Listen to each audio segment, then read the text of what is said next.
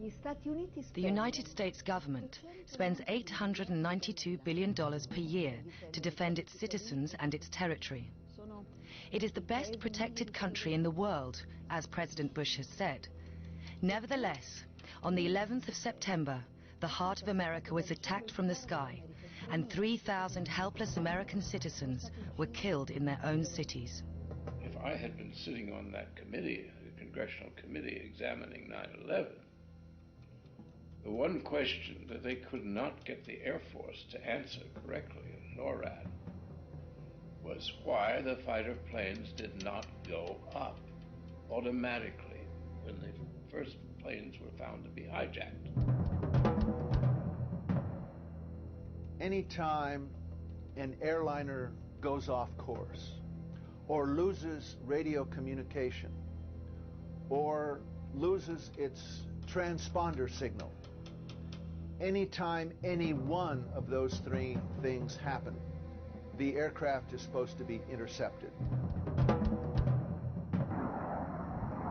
On 9/11, all three of those things happened, and still there was no intercept. Those planes flew around for from 20 minutes to an hour and a half without ever being intercepted. We have direct contacts with our air defense colleagues by means of direct connections that are controlled by this touchscreen apparatus.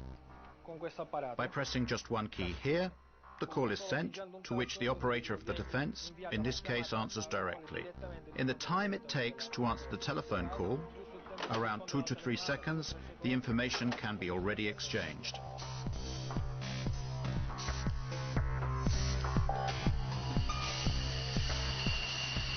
So why weren't the 4 hijacked planes intercepted and shot down? Military jets travel much faster than passenger aircraft. It would have been easy for them to catch up the jet planes before they crashed. This airplane can reach a maximum speed of Mach 2.05. This means it exceeds twice the sound barrier. This is approximately 2,400 kilometers per hour.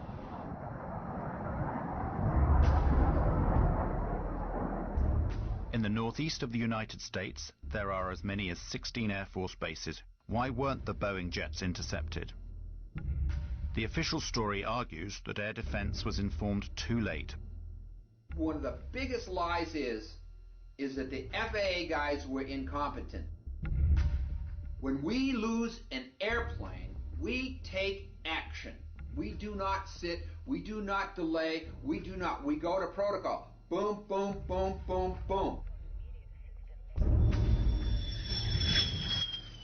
When the air traffic controllers first saw American 11 start to lose its radio, lose its transponder, go off course, and all of these bad things that are going on, they did not take a coffee break.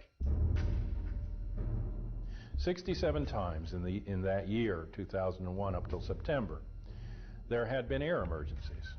They can get a plane up in from 6 to 10 minutes and scramble it, and 67 times that year in air emergencies. But there was not an instance where an air emergency went ignored for long periods of time until 9/11.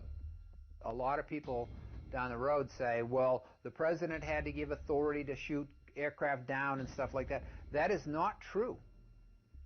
An interceptor pilot has the responsibility and the authority on his or her own to shoot down an airplane if they think the situation calls for it, and this is how it would be. You don't have to wait for a military command. You don't have to wait for orders of any kind. That's not an option. That's the law. It's inherent in being a fighter pilot. You know that's what you have to do, unless somebody has told you to stand down. Before 1970, we had one form of scrambling aircraft, and it was immediate, bang, bang, bang.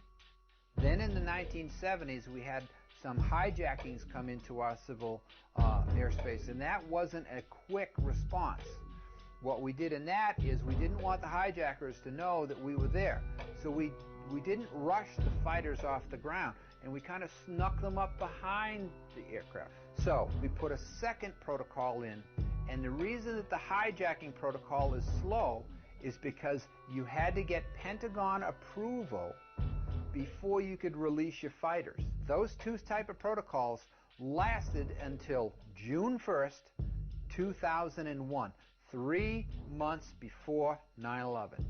In June of 2001, Rumsfeld and the Pentagon and the military changed the procedures, and instead of having two protocols, one fast, one slow, they went to one protocol, slow.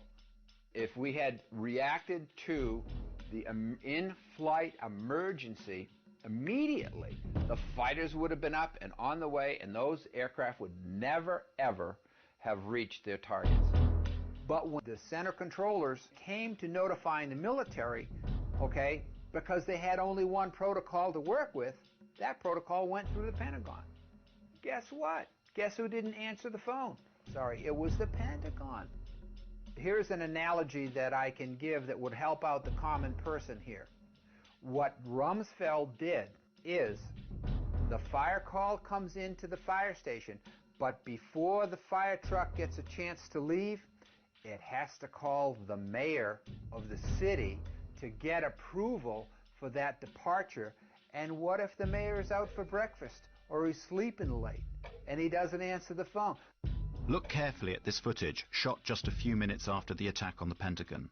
Notice the man that is helping to carry a casualty. It is the Secretary of Defense, Donald Rumsfeld. What is he doing here when, as head of the defense of the whole nation, and whilst the United States is still under attack, he is helping tend to the wounded? Why is he not at his command post?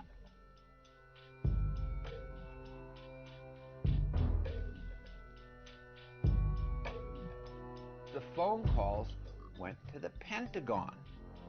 It went through the military, and the military was sitting there saying, oh, "Don't answer, don't answer that phone, whatever it might be."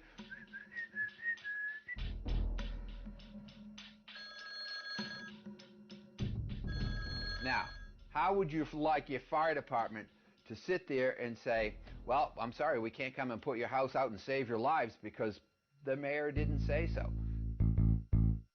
And on 9/12, they changed the protocols again back to the first protocol, which was the fast scrambles, and that's what it is today.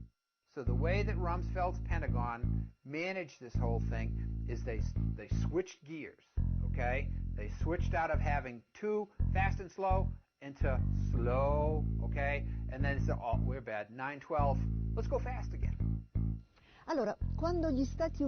When the United States was attacked without warning at Pearl Harbor, after 8 inquiries, General Walter Short, commander of the Army for the Defense of Hawaii, and Admiral Husband Kimmel, commander-in-chief of the Pacific Fleet, were both charged with negligence and summarily dismissed. But after the 9/11 catastrophe, nobody, neither the Secretary of Defense Rumsfeld, nor the head of civil aviation, nor that of air defense, was either punished or removed from office. On September 10th, Brigadier General W. Montague Winfield asked Junior Officer Captain Charles Leidig to temporarily replace him as Director of Operations at the Pentagon Command Center from 8:30 a.m. on September 11th. Later that day, after Flight 93 was reported crashed, Winfield resumed control.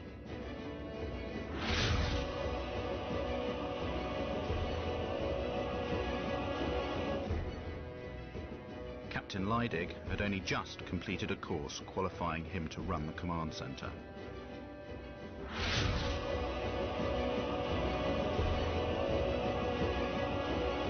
On September the 11th, Brigadier General David F. Worley Jr.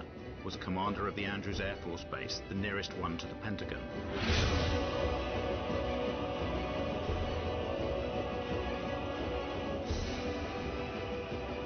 On September the 11th, Richard B. Myers, Vice Chairman of the Joint Chiefs of Staff, in the absence of Chairman Shelton, was the temporary head of all U.S. Armed Forces.